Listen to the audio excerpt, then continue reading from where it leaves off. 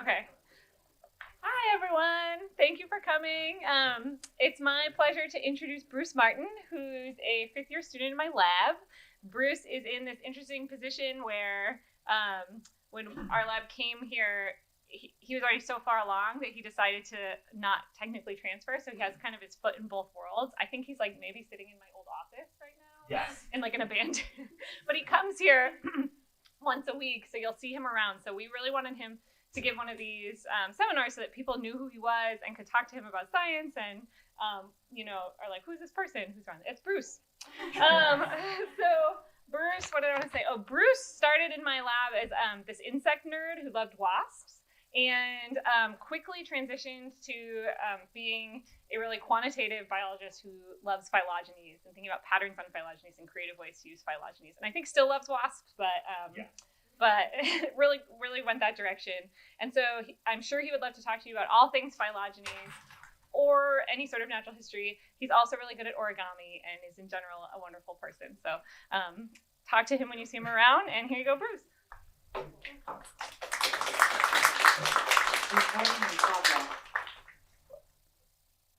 Just click this on somewhere. Sorry. Some of us might have to leave to teach in different class. Yeah, no problem. All right. Yeah, it seems like you can hear me. Cool.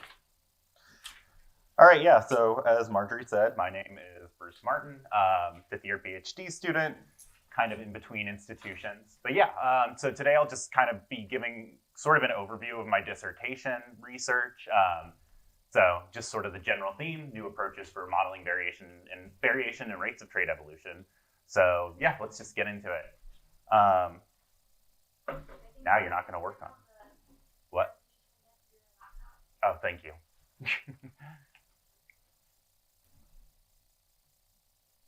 Now will you work? Yes, okay.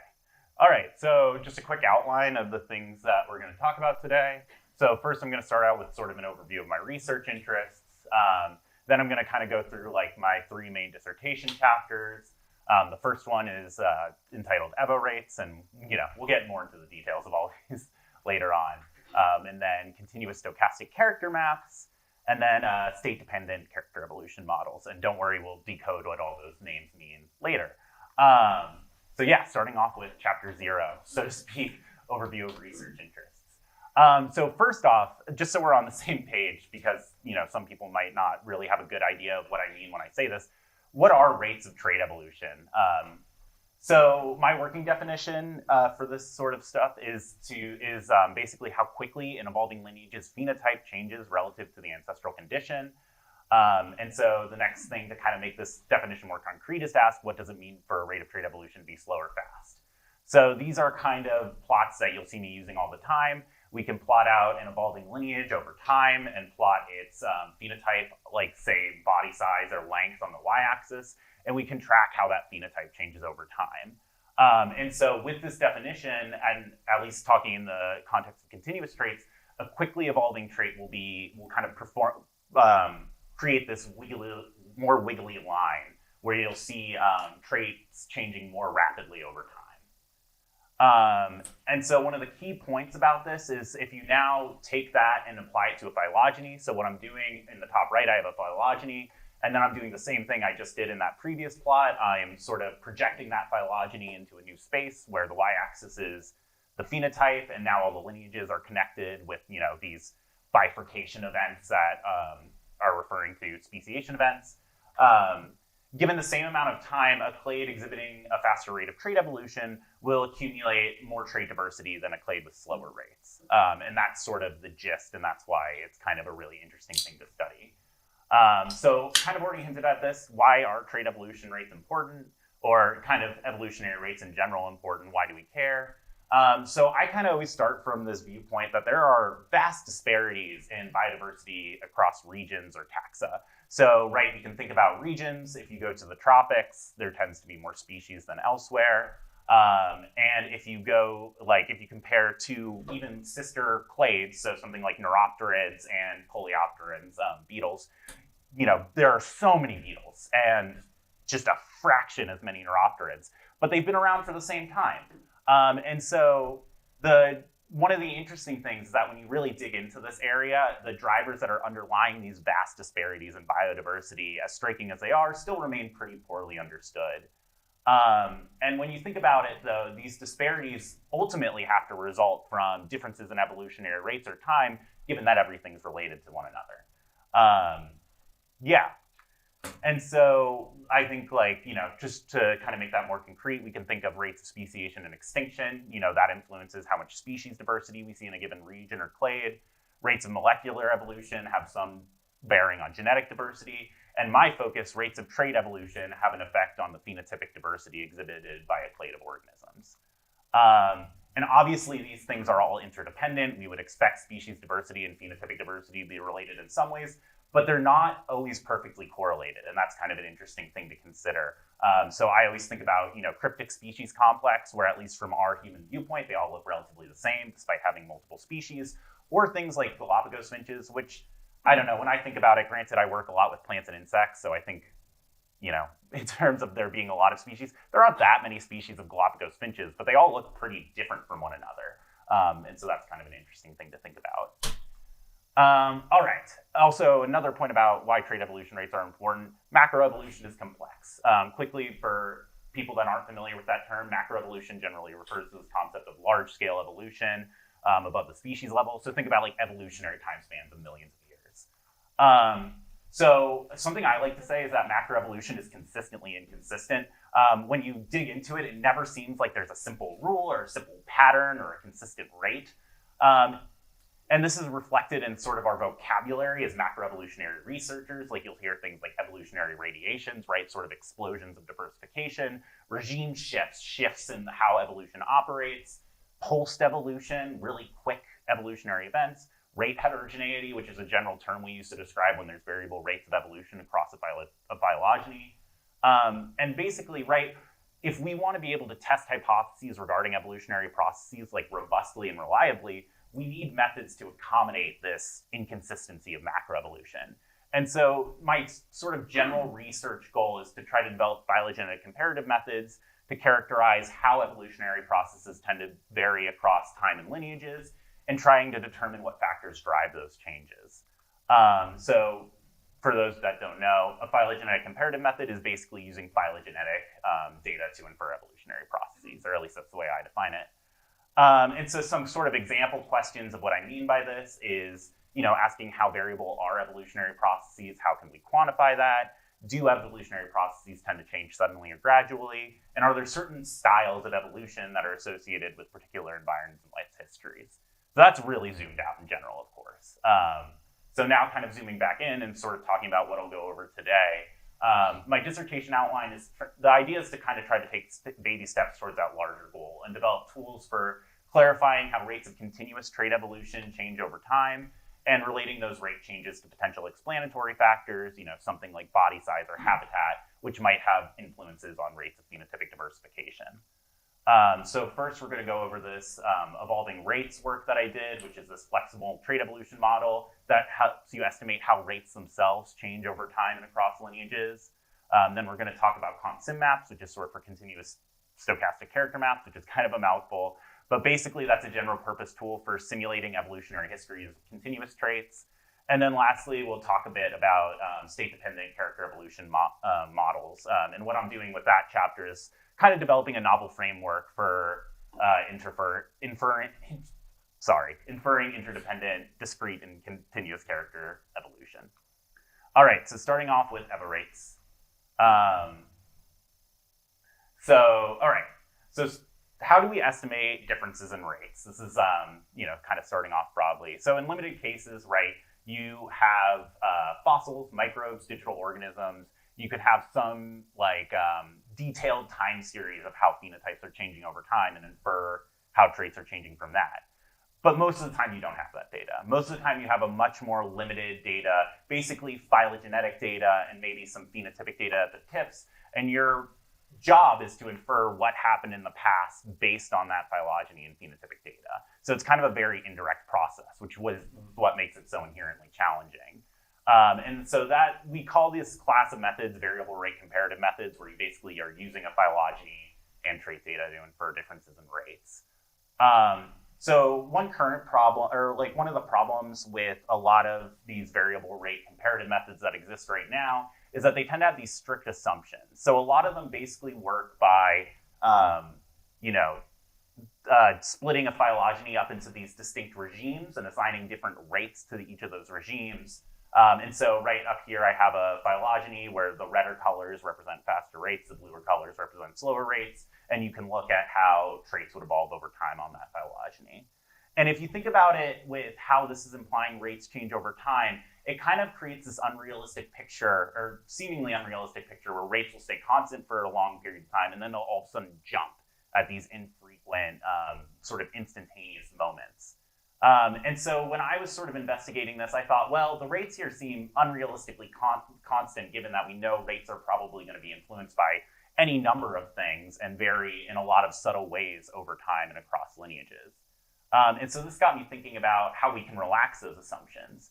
And so I started thinking about a different model where rates are actually changing constantly and incrementally over time rather than undergoing these sudden shifts. And so, right, instead of having these sudden, bursts of evolution, you have these gradual accelerations and decelerations.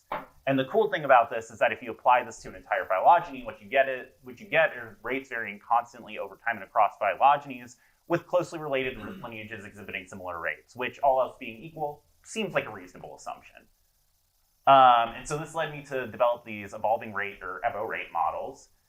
So rates evolve continuously and independently among lineages, and this in turn controls how quickly some traits evolve. So up here, right, I'm showing the rates over time, and down here I'm showing the corresponding trait of evolution over time. So this model has these two main parameters, what I call rate variance, which affects the magnitude of random rate change. So right now we have a pretty modest rate variance parameter, but we can crank that up for more stark differences in rates of trait evolution across that phylogeny.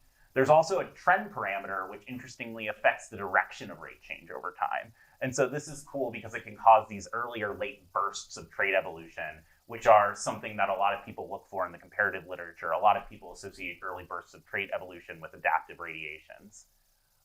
So right, we can have rates declining over time, and we can also have rates increasing over time.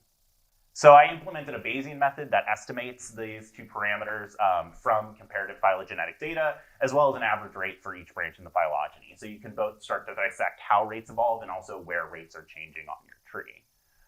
So the first thing I had to do was verify that this method is actually reliable. So I set up the simulation study where I basically simulated a bunch of different trait evolution scenarios, and I just wanted to see if I could recover the same parameters that I used to simulate data. And I also repeated this with phylogenies of different sizes to determine what the effect of increasing sample size is. So here are the general results, breaking it down, right? So we have the simulated parameters represented by colors, and along the x-axis is the trend. Those are the estimated parameters.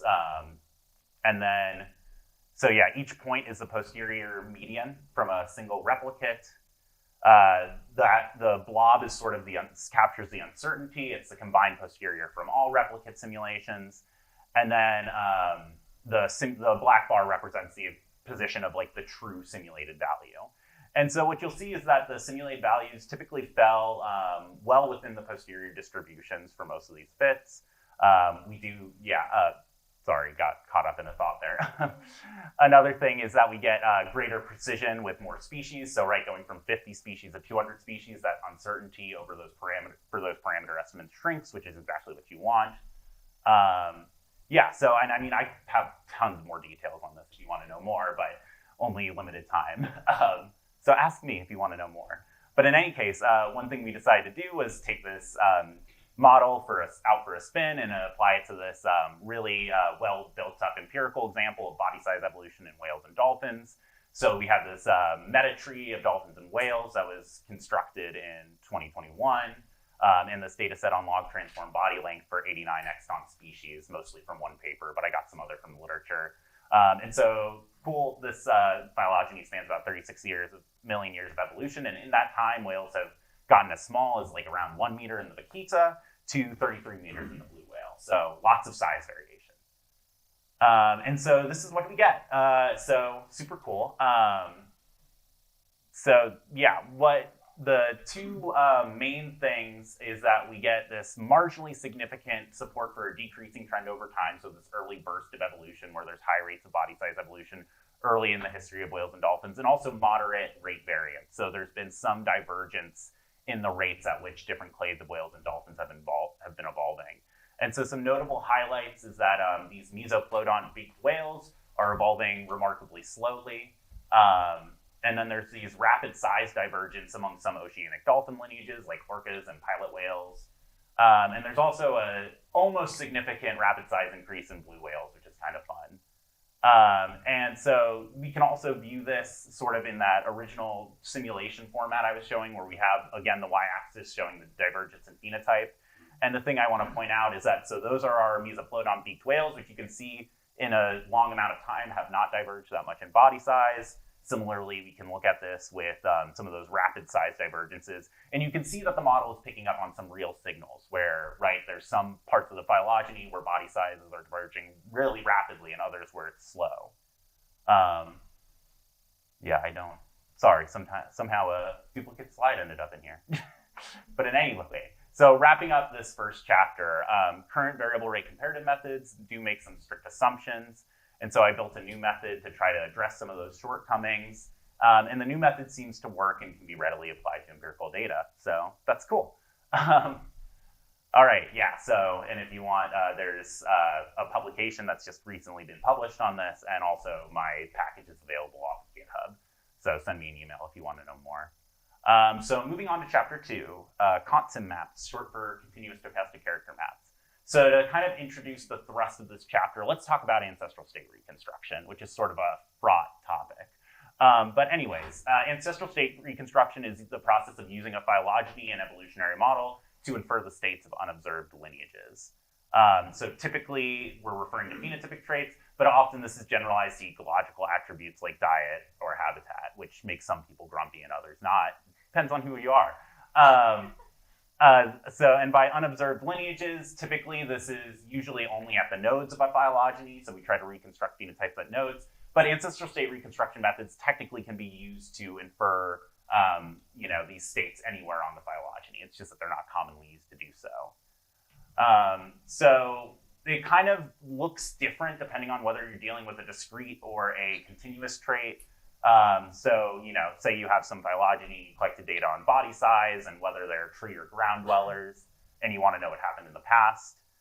You can use a Markov process to infer what the ancestral discrete states were at each node, or you can use a Brownian motion model to infer what the ancestral continuous states were. But there's a key problem with this, and that's uncertainty. So under most reasonable evolutionary models, those ancestral state estimates, as you would guess, are highly uncertain. It's hard to pin down what exactly the ancestor was like. And so you'll often see these situations where you have these pie charts, which are just showing the probability of being in one state or the other. And you can see right there at that node, it's a 50-50 chance. You effectively have no idea. And similarly, if you do a Brownian motion model, you can plot these 95% confidence intervals, and you can see at the ancestral root of the phylogeny, your uncertainty pretty much spans the entire extant range of trait values. So again, lots of uncertainty. However, the problem is that ancestral state reconstruction is often still vital for many comparative methods, even when those ancestral states are uncertain. And the way I kind of explain this is like, let's say, boil it down to the basics. You want to see if two variables are related, as we often do in science. You have X and Y. In typical statistics, you collect data on X and Y and then model a relationship between X and Y and call it a day. In comparative biology, a lot of these relevant measurements are lost to time because we don't know what happened in the past. And so often you get this intermediate step where you have to measure X and Y, infer the evolutionary history of X and or Y, and then model their relationship. And there's plenty of methods that don't need to explicitly use ancestral state reconstruction to do this. So, phylogenetic linear models, which you might have heard of, state-based diversification models. These actually have clever mathematical ways of dealing with this, inferring this evolutionary history. But there are some other methods that are mathematically intractable without it, namely state-based trait evolution, which we'll talk more about in the third chapter. But in any case, if you want to ask some question like, is body size evolution more rapid around ground dwellers? and things like that, you often need some sort of ancestral state reconstruction of tree and ground dwelling. And so the way people get around this, despite all this uncertainty, is through this method called stochastic character mapping, or SIM mapping for short. Basically, there's two distinctions from typical ancestral state reconstruction. One is this mapping part, where you infer the entire history of state changes. But of course, as we just showed, there's a lot of uncertainty, pretty likely that you're wrong. So the second part is the stochastic part, which means that you simulate or sample from an entire distribution of possible histories in proportion to how likely they are. So you can start to account for all that uncertainty and what the true evolutionary history might have been. But one of the key problems with this, although this is well developed for discrete variables, there's no analogous process for continuous variables, and that's where constant maps come in. So I'm developing this efficient and accessible, like, continuous stochastic character mapping algorithm, so we can simulate the history of continuous variables too. And so, kind of mapping out what this process looks like. I don't know. How am I doing on time? All right. So how ancestral state reconstruction works, we're just going to get a little bit into the nitty-gritty, but try to keep it intuitive. So the state of any node on a phylogeny can be calculated given the states of its immediate relatives. So typically you have one ancestor and more than one descendant, and you can take all the expected trait values and uncertainty in there and calculate what you expect for that given node. And then one cool thing is that in phylogenies, right, we have this root node where by definition it only has descendants. And so this suggests this double pass algorithm where essentially you calculate the states at nodes given the descendants, you get that root state, and then you can go back to the ancestors to find the true ancestral states given all the nodes in the phylogeny. And so this is an animation kind of showing that process where we first go from the tips to the root, and then using that root state, we can go back up to the descendants and fill in all those nodes, and then we end up with ancestral state reconstruction. So the first thing I wanted to do, right, was add stochasticity to the mix, make it so that you're sampling from a distribution of histories rather than just estimating one most likely history. And so the way we do this is we keep that same double pass structure, but on the second pass, we instead sample ancestral states. And so, right, we have this root state here, and what we do is we then, so it's okay that the sample is likely wrong because we do this many times. But right, what we do is we sample an ancestral state from that distribution, and then we take it as a given, and then we adjust the descendant states from based on that sampled state, and then adjust those, and we keep going forward. And so to kind of give you a sense of how that looks, I redid this animation, but now with the stochastic element. So right now we're at the root state. Now we sample that root state and adjust, and then we just keep doing that for all the nodes in the phylogeny. And eventually, right, we end up with this random realization of what trait evolution could have been like in the past for that phylogeny. The second part that we need to do is mapping. So, right, we need to infer entire histories, not just states at nodes. Thankfully, there's this concept of a Brownian motion bridge, which is kind of fun to mess around with. But it's basically this common trait evolution model called Brownian motion, where we fix it to start and end at a certain point. And so we can use that to basically stochastically interpolate between all the nodes in the phylogeny and end up with a full-blown history of trait evolution across the phylogeny. And so this is kind of an example of how that looks, where this gray bubble is showing that uncertainty, and this is us like progressively going along the branch and sampling all those states. And so right in the end, you can do this with all the branches, and you can end up with an entire random realization of what the continuous trait history could have been like. And you can do that many, many times to have a whole distribution of probable histories.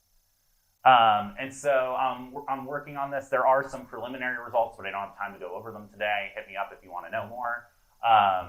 But basically, where I see all this going is developing my main interest is developing frameworks for testing if continuous variables affect evolutionary processes.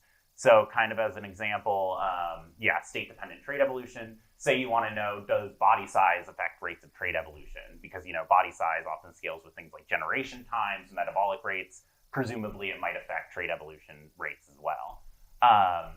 And so, right, we can imagine the scenario where you reconstruct the history of body size on a phylogeny, and then maybe if you look at some other trait, the rates of trait evolution are in some ways correlated to whatever the body size of that of an organism was. So as I mentioned before, such models are generally intractable otherwise. And so also we could do alternative implementations of existing methods. So for those folks that are really into phylogenetic comparative methods out there, you could imagine doing a constant map-based version of quasi or slouch. But yeah, that's for the phylogenetic comparative nerds out there.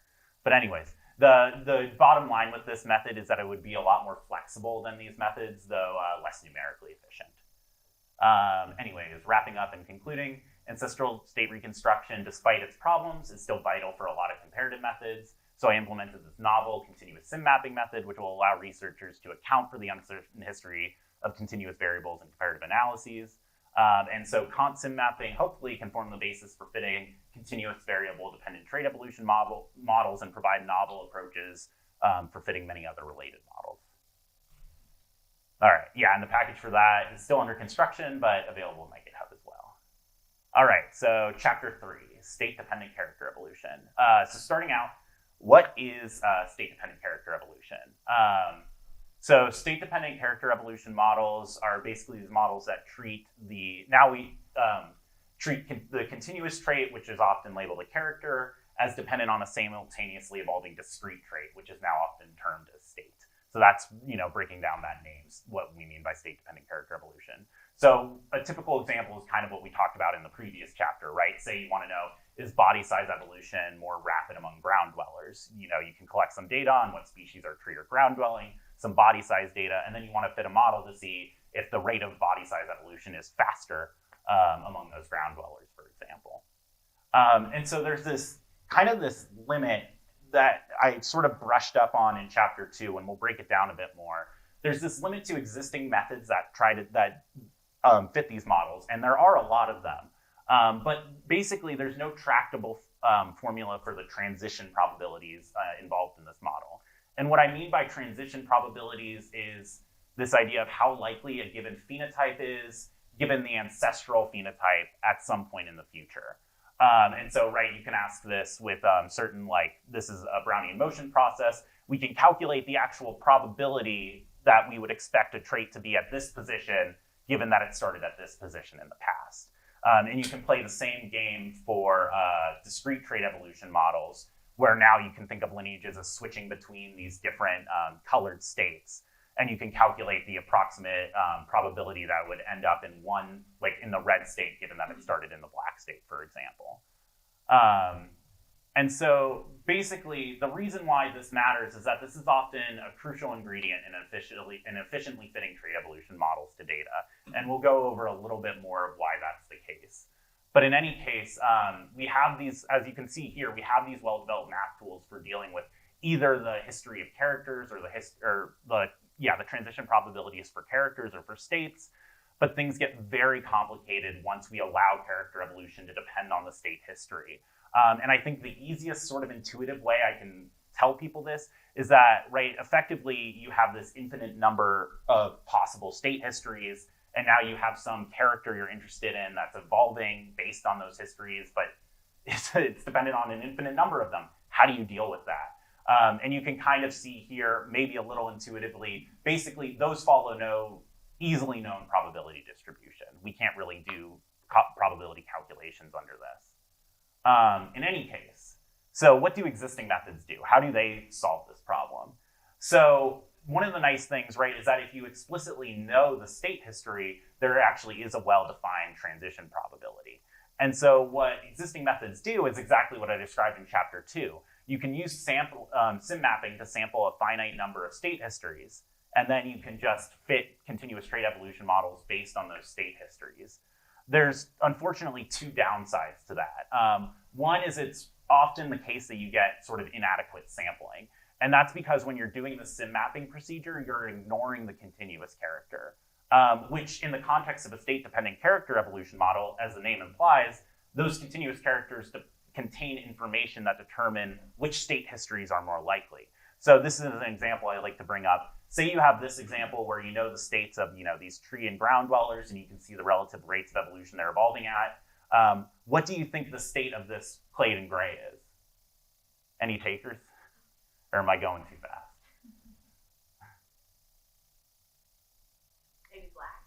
Yes, exactly. Because, like, what did you notice about it? Because they're kind of all crunched together more. Exactly. So that's exactly what I'm saying. If you are doing the sim maps while ignoring the continuous characters, you're going to lose out on things like this, where we can be pretty certain that these were tree dwellers just based on the fact that all across the rest of the tree dwellers are evolving at a lower rate. And so you're basically going to waste a bunch of time sampling state histories that aren't likely. And that's going to make your approximations pretty rough. And so there are Bayesian approaches that can get around this fundamental constraint. But the problem is, right, once you go to a Bayesian approach, you're adding a lot of potential computational complexity and a lot of time cost. Also, though, just a quick plug, someone in this department actually, James Boyko, I don't know if he's here, but he developed a really clever workaround with a recent paper, so you should read that. But in general, these things are still true, and that's sort of the problems I'm setting out to solve.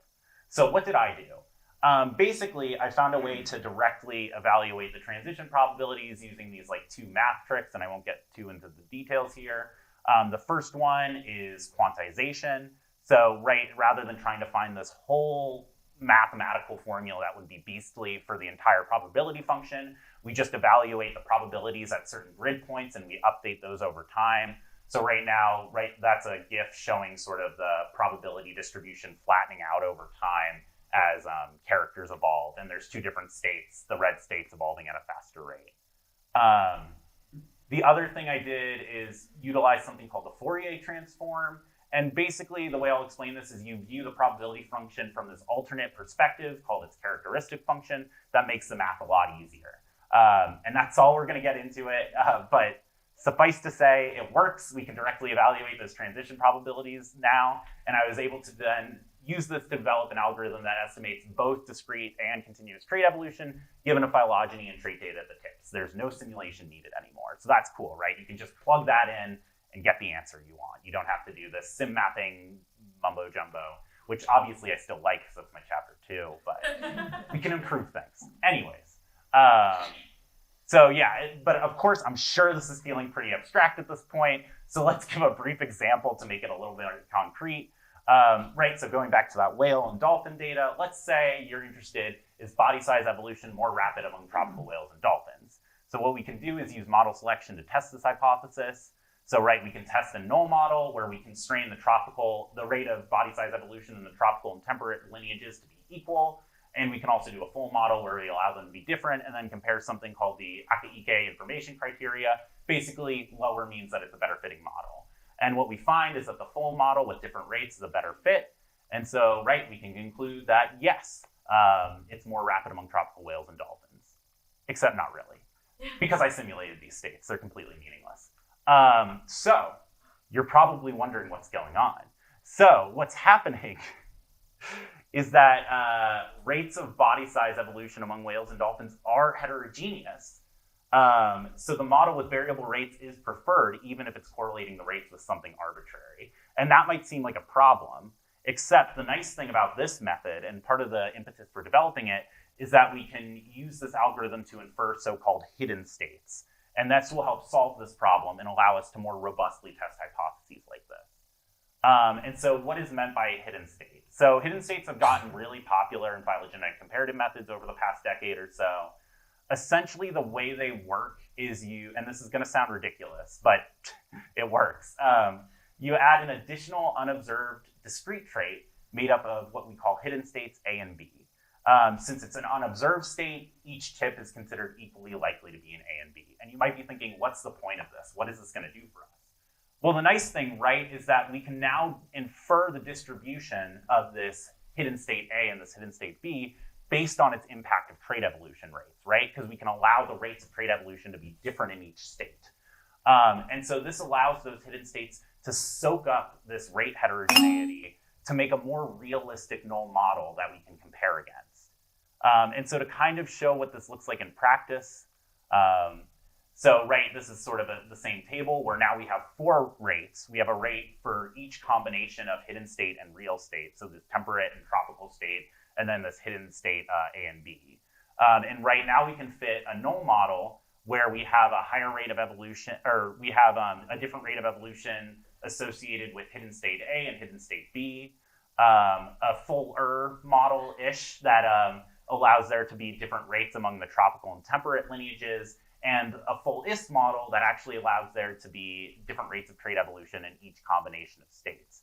And what you'll see now is that we correctly get the best model support for this null model, where there's two different rates of trait evolution on the tree. We don't know where they are or what they're associated with, but those two different rates of trait evolution are not associated with this fake tropical temperate data I set up.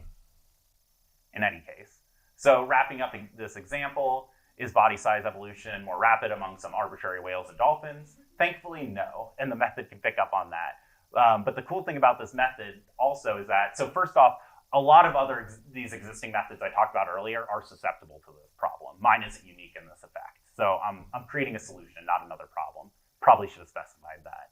But in any case, there is evidence for rate heterogeneity and body size evolution among whales and dolphins, which is reassuring, right? Because that's what we found in chapter 1. And the cool thing is that we can now use ancestral state reconstruction methods to more closely examine what these hidden states A and B are doing.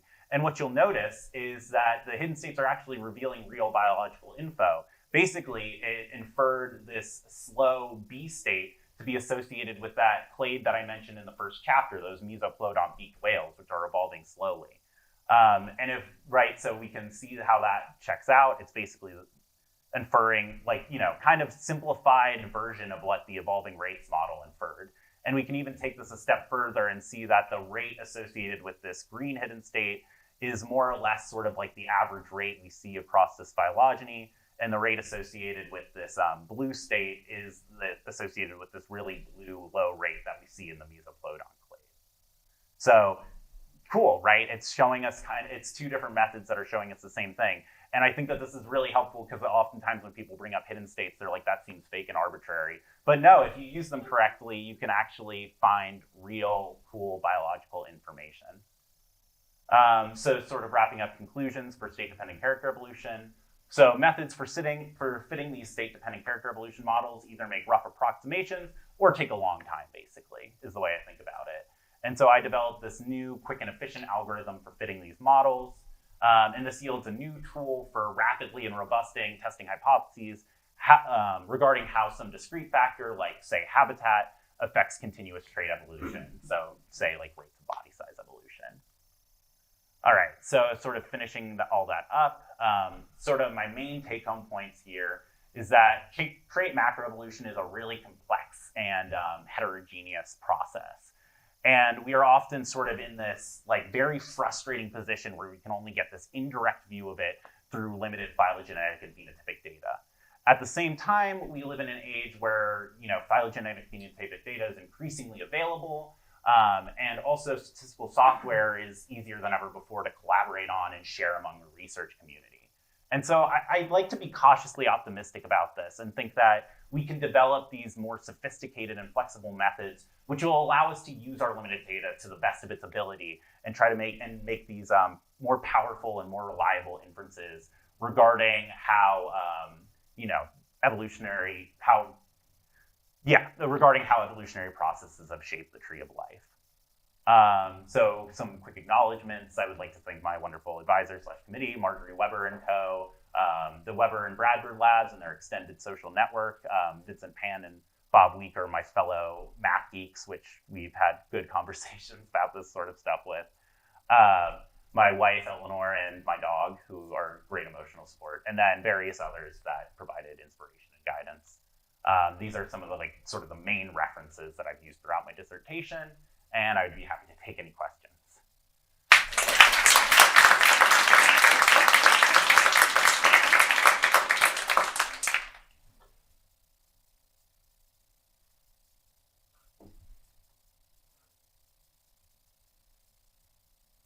I have a question. Yeah.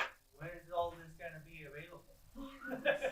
Well, EverRates is pretty usable right now. So if you want to use it, there's still some documentation that needs to be cleaned up, but for the most part, it's usable and functional. Continuous stochastic character maps still have a way to go, but they're getting there. Chapter 3 is basically prototype stage, so that's going to be a little bit. But I'm hoping that by the end of this year, I can have the chapter 2 and chapter 3 packages in a pretty functional state. But yeah, the development cycle is kind of ongoing with these sorts of things I've found. I didn't come into this with a lot of software development experience, so I've been learning on the job. Yeah. There's a lot of phylogenetic and phenotypic data now available for extinct whales and cetaceans. So looking at like some of the stuff Graham and Yeah. lab has been publishing over the past year. So I was wondering if you'd like compare the inferences that you get out of these approaches to the actually plugging in the values for ancestral phenotypes. Yeah. Given that I like thinking about also how you might incorporate that more directly in. Yeah, so just to sort of keep the scope more manageable for my EvaRates paper, I focused on ultrametric data, but thankfully I made the model in such a way that it can work with fossil data as well. I just haven't really tested those capabilities, but it's definitely something I'm interested in. Yeah, and I think it would be really cool, I haven't done it with the whale and dolphin fossil data, but I know it's out there and it would be really cool to try that out. I agree. Yes. This question mostly out of ignorance, I guess. Yeah, sure. But I'm trying to wrap my head over Yeah, the hidden values. it's tricky. Hidden states. The hidden states. And it seemed like in your example what they did, is they revealed a sort of phylogenetic bias in the rate of change. So, so basically, the way I think about hidden states is someone, at least this worked for someone I talked to once about it. It's like you're writing your model a letter. Your model, you have a model where you say, I've only observed this one variable, but I really think that there's two different things underlying this variable. And I didn't observe it directly, but I indirectly observed something that has bearing on that. And so that's sort of the way I think about it. In this case, what we're saying is, I only observed whether a dolphin lineage was tropical or temperate, but I think that there's more going on here. And I can't tell you exactly what that additional stuff going on is, but I think that there'll be different rates of trait evolution associated with those extra states that we can use to pinpoint where they are in the phylogeny. That might have gotten away from me, but does that kind of help? So, I mean, it sort of helps in that it seems like that's sort of what the multivariate analyses do, except it seems like the hidden states they're not pinned down at the beginning. No, so they're developed throughout the model. They're purely determined by differences in rates of trait like observed differences in rates of trait evolution. But they don't have to cluster by clade. Yeah, they don't have to. But they often tend to because you infer them as another evolving discrete trait. And so because of that, they tend to cluster phylogenetically just because since you're modeling the evolution of a discrete trait you didn't observe, they're going to cluster phylogenetically on the tree because it's a discrete trait. So there's going to be phylogenetic transitions located across the tree. So in some way, then, do they serve as some sort of phylogenetic, maybe unintentionally, but do they serve as some sort of phylogenetic bias control? Yeah, I guess you definitely can think of them that way. Sorry, I think I was misunderstanding what you first meant, but yes, I think you have the right idea. And James Boyko has worked on a similar kind of like along that line of thought, has worked on methods for associating, also associating basically discrete traits on phylogenies that takes advantage of hidden rates to correct those phylogenetic biases. Sort of like a random effect. Yes, kind of.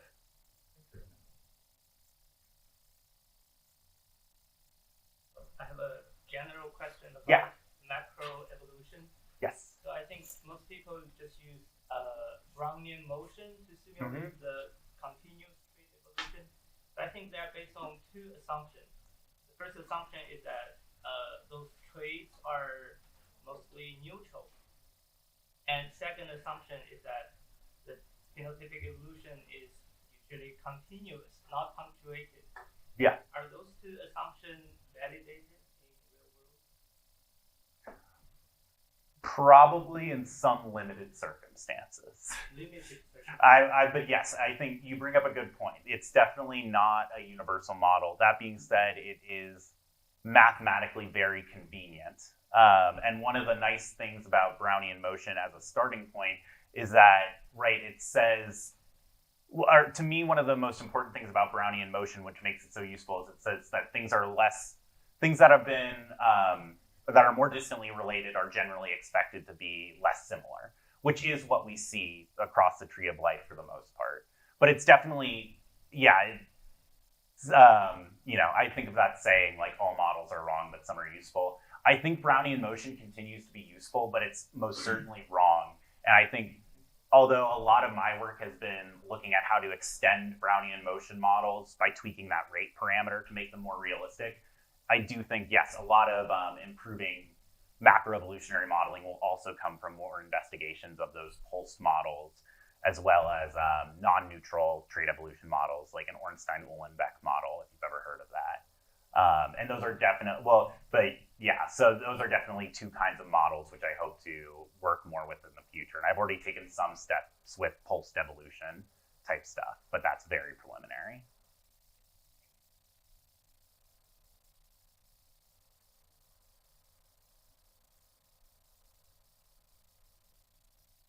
I have a very general, more conceptual question about something in the setup of your talk. Yes. So you're thinking about this idea of regime shift kind of models. Obviously, there's lots of classes of models of both adaptation and trait evolution where there are like essentially large jumps to some other thing that is essentially uncorrelated in some way with the previous state up to that point. Yeah.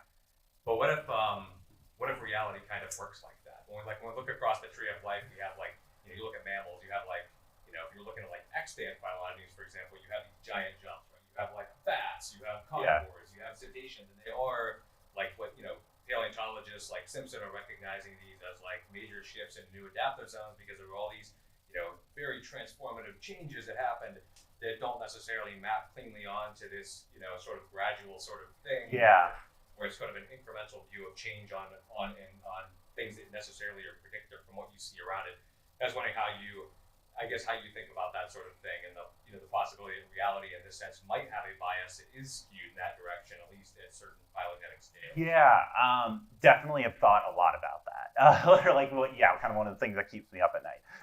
But I guess the way I think about it is, at least when I was sort of investigating this field, I felt like there were a lot of models, or a lot of ways we could model those big regime shifts, but there wasn't as much work on, having these more gradualistic models.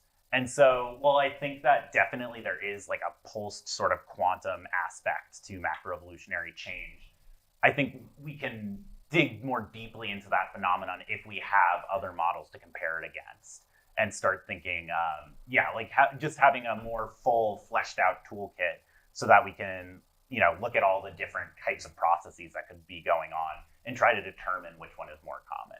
But yeah, one of my things looking forward, which I'd love to do, is to mature these frameworks up a bit and start doing sort of model selection studies to see is evolution more of this regime shift deal? Are there gradual changes, or is it some mixture of both? I imagine it's a mixture of both, but it's going to be difficult, I think, to unite those two frameworks into a cohesive model, at least in a tractable way. Does that answer your question? Okay.